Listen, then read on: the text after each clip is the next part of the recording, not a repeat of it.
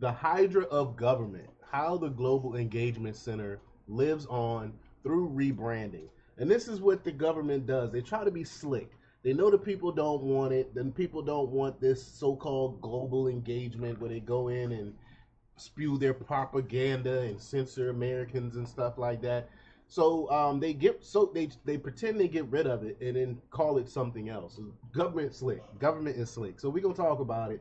But before we get started, go ahead and hit that like button. Share this out so we can get this information out there. Subscribe if you're not already a subscriber, and hit that alarm bell so you know when I'm putting out new stuff. Also, check out my link tree in the description. It has a link to my Patreon.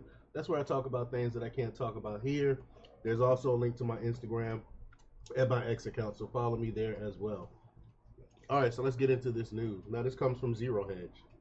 They report that if you visit the State Department's website for the Global Engagement Center, you will read that the Global Engagement Center closed on December 23rd, 2024. Not really. As has been often observed, the nearest thing to immortality this side of the pearly gates is a government initiative. I've noted in this space and elsewhere that the innocuous sounding Global Engagement Center was actually in Vivek Ramaswamy's accurate summary, a quote, key node of the censorship industrial complex. According to its mission statement, the GEC was supposed to be focused on, quote, foreign state and non-state propaganda and disinformation efforts aimed at undermining or influencing the policy, security, or stability of the United States, its allies, and partner nations. I thoughtfully added, um, uh, put the foreign in quotation marks because we know that they use it domestically. The point is that the GEC, like the State Department as a whole, like indeed the CIA and the rest of the alphabet soup that makes up our intelligence services tout court, is supposed to be focused outward on foreign threats. Thanks in part to reporting by people like Matt Taibbi, we know that much of our government have been weaponized against the American people, at least against those whom the regime disapproves. On issues ranging from COVID to Hunter Biden laptop, Taibbi has shown that, quote, every corner of government, the FBI, DHS, HHS, DOD, and even the CIA, has leaned on virtually all social and traditional media companies to toe the approved government line. The GEC has played a small but not insignificant role in the clandestine effort to monitor opinion and suppress entities and individuals emitting so-called wrong think, what George Orwell called crime think. Because the GEC could not operate against Americans directly, it did so indirectly by funding entities like the British based Global Disinformation Index, which compiled a list of publications and individuals that said things the regime did not like. That list was consulted by advertisers wary of winding up on the wrong side of the government. The Washington Examiner made the list, so did Real Clear Politics, Reason, the New York Post, Blaze Media, the Daily Wire, the Federalist, the American Conservative, Newsmax, and many conservative entities. Results: millions of dollars of ad revenue dried up, imperiling the future of those outlets. It's just despicable. It should be illegal what they did.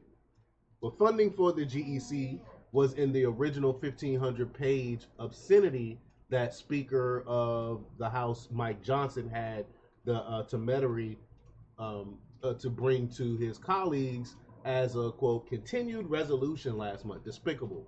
The monstrosity instantly drew some portion of the contempt and ridicule it deserved, not least from Elon Musk, who fingers got a workout on the platform formerly known as Twitter. A 120-page slimmed down version of the bill was hastily cobbled together minus the GEC funding and other objectionable features, a raise of the legislatures, for example. That passed, and so a punitive government shutdown was avoided. There was modified joy over the seeming victory. The fact that funding for the GEC was cut was one of the principal goals to celebration. Here, at least, was proof that a government activity could actually be zeroed out. No money, no activity. But the joy was short lived. Deploying a pragmatic version of the Juliet principle, a rose by another name would smell as sweet. The deep staters in the State Department just cooked up a new name.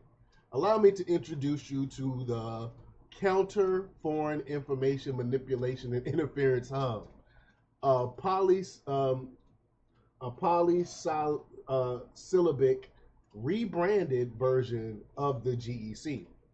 Many of the people employed by the GEC are now employed by the new hub. They'll need new business cards, stationaries, and a sign for their offices. Doubtless, there will be other expenses, but since much of the GEC's budget has been realigned to the new shop, that won't be a problem. That's not the end of the story. Donald Trump takes office in 2 weeks.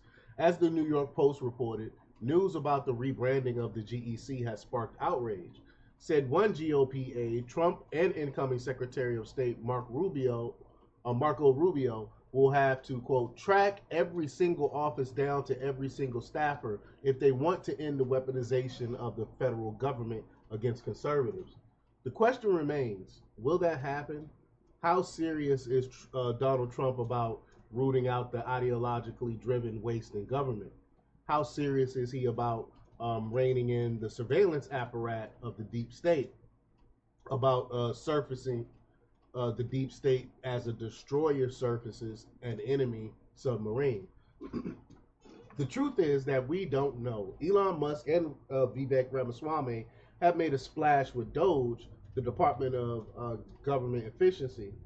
Will they actually be able to accomplish much? At first, I think the news that the GEC has been zeroed out and shuttered was proof that Doge could actually make a difference. News that they were instantly reconstituted under a different name gives me pause. What if the National Endowment for the Arts and other left wing playgrounds are zeroed out but then rebranded under other names? Not the National Endowment of the Arts, but the Creative Center for Gender Equity and Narcissistic Self Indulgence. Not the Department of Education, but the Department of Re Education. Will it be the same thing under different names? That brings me to the big question facing the Republic as we await Donald Trump's second term. Among Trump's supporters, there has been a lot of justified euphoria. There has also been a lot of talk about a vibe shift, a change in the zeitgeist and the culture at large, as more and more Trump skeptics become former Trump skeptics and embrace the MAGA agenda. All of that is encouraging, but now for what? Now for the what part? Moving from talking to the talk to walking the walk. It may well be that for woke consensus that has gripped the it may well be that the woke consensus that has gripped the culture like a boa constrictor is disintegrating. Maybe what just happened with the GEC is just the twitching of a dead or dying animal, the anatomized frog's leg of an exploded ideology. But we don't know yet what will happen. Hercules, when he set out to kill the Hydra, found the beast surprisingly robust. It was not enough to smash its many heads. Hercules had to enlist the services of his nephew, Lolas, to cauterize each stump with the torch. Otherwise, two new heads would burst forth to take the place of the one that was destroyed. We all know the story of the Hydra. We know how to decapitate the Hydra-like monstrosity that is the woke-inspired administrative state. Completely defund its activities. I believe Donald Trump has the gumption to do that. We will know within days of his taking office whether he does. But even if he comes riding into Doge with the satchel of world-changing executive orders, the regenerative powers of the Leviathan are awesome. Trump will need to find a way to let Elon Musk and Vivek Ramaswamy be like Hercules and Lolas. He will, in fact, need a battalion of such crusaders. Let's see if they will appear. Hopefully so. But y'all let me know what y'all think. Do y'all think this is the end of entities uh, like the Global Engagement Center, or do you think they'll be rebranded into something else and called something else and continue doing what they've been doing? Leave your comments down below. Like, share, and subscribe, and check out jjthepsychotherapist.com for the latest in news. Until next time, peace.